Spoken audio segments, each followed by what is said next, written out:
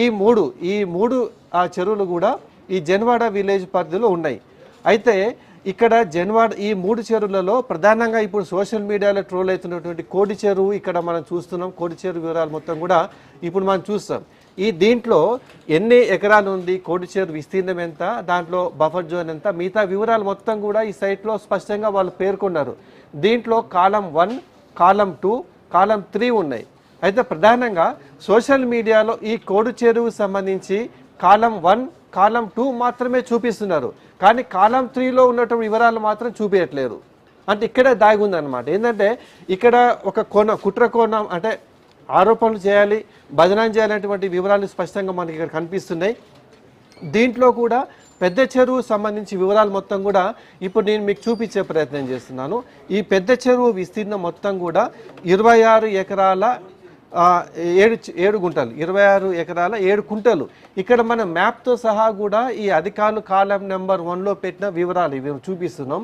దీని విస్తీర్ణం ఎంత, దీనిలో ఉన్నటువంటి బఫర్ జోన్ ఎంత, ఈ వివరాలు మొత్తం కూడా మ్యాప్తో సహా అధికారికంగా అధికారులు కోడి చెరువు సంబంధించి వివరాలు ఇప్పుడు మీకు చూపిస్తున్నాను. ఈ కోడి చెరువు మొత్తం కూడా 26 ఎకరాల 7 కుంటలు ఉందని చెప్పేసి అధికారికంగా మ్యాప్ ఉన్నటువంటి మ్యాప్ ఇది. దీంట్లో దానికి సంబంధించి అధికారులు ధృవీకరించారు. రెవెన్యూ అధికారులు ధృవీకరించిన ఈ పత్రమే వెబ్సైట్లో పెట్టారు. ఇది ఉన్నది. ఇది 26 ఎకరాల 7 కుంటలు మాత్రం స్పష్టం. దీంట్లో బఫర్ జోన్ ఎంత, అసలు శిఖం ఎంత, పట్ట ఎంత, మొత్తం కూడా దీంట్లో వివరాలు ఉన్నాయి. ఇది కాలం నెంబర్ 1లో హెచ్ఎండిఏకి సంబంధించినటువంటి ల్యాండ్స్, లేక్ ల్యాండ్స్ ఉన్నటువంటి వివరాలు. ఇప్పుడు కాలం 2 చూపిస్తున్నాయి. ఇప్పుడు మీకు ఈ కాలం 2లో ఈ చెరువు, ఇది పెద్ద చెరువు, కోడి చెరువుకు సంబంధించినటువంటి వివరాలు ఇవి. ఈ కోడి చెరువు సంబంధించి వివరాల్లో పవన్ కళ్యాణ్ 2014లో తీసుకున్నటువంటి భూమి, ఇది కబ్జా చేశారని ఆరోపిస్తున్న సర్వే నెంబర్ ఎంత అంటే 706. ఇది ఇక్కడ ఈ కోడి చెరువు మొత్తం కూడా 4 సర్వే నెంబర్లు ఉన్నాయి. 705, 706, 707, 708. ఈ 4 సర్వే నెంబర్ పరిధిలో మాత్రమే ఈ కోడి చెరువు ఉన్నది. ఇది కూడా అధికారులు ధృవీకరించిన పత్రమే. ఇది కాలం నెంబర్ 2లో నమోదు పెట్టారనమాట. ఇప్పుడు కాలం నెంబర్ 3లో చూసినట్లయితే ఈ కాలం నెంబర్ 3 చూపించట్లేరు. సోషల్ మీడియా దీన్ని చూపించట్లేరు. కేవలం కాలం నెంబర్ 1, కాలం నెంబర్ 2 మాత్రమే చూపిస్తున్నారు. కాలం నెంబర్ 3 ఇది కూడా కోడి చెరువుకు సంబంధించిందే. మొత్తం వివరాలు ఇక్కడ అధికారికంగా పెట్టారు ఈ పేపర్.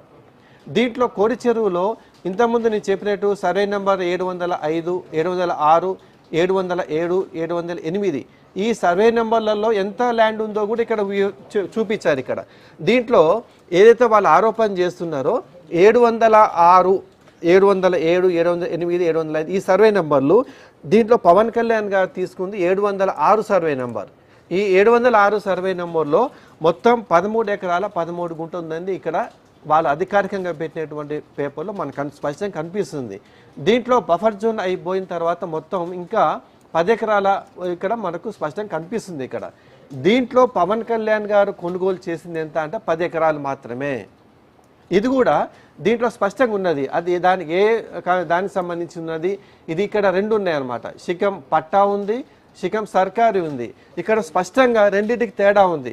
శిఖం పట్టా అంటే శిఖం పట్టాని క్రయ విక్రయాలు జరుపుకోవచ్చు, కానీ దాంట్లో మాత్రం శాశ్వత భవనాలు నిర్మించకూడదు. ఇది ప్రభుత్వం విధించినటువంటి నిబంధన. ఇది దాన్ని ఎవరు చెప్పట్లేరు. ఈ క్రయ విక్రయాలు జరపవచ్చు అనేటువంటి శిఖం పట్టా భూమిలో క్రయ విక్రయాలు జరపవచ్చు అనే వివరాలు ప్రభుత్వం స్పష్టంగా చెప్పినా కానీ దాన్ని మొత్తం కూడా దాచిపెడుతున్నారు. ఇక్కడ 707 సంబంధించిన దీంట్లో సర్కారీ అని ఉంది. ఇక్కడ ఈ సర్కారీ వాటిని కొనుగోలు చేయరాదు, అంటే క్రయ విక్రయాలు ఇక్కడ జరపరాదు.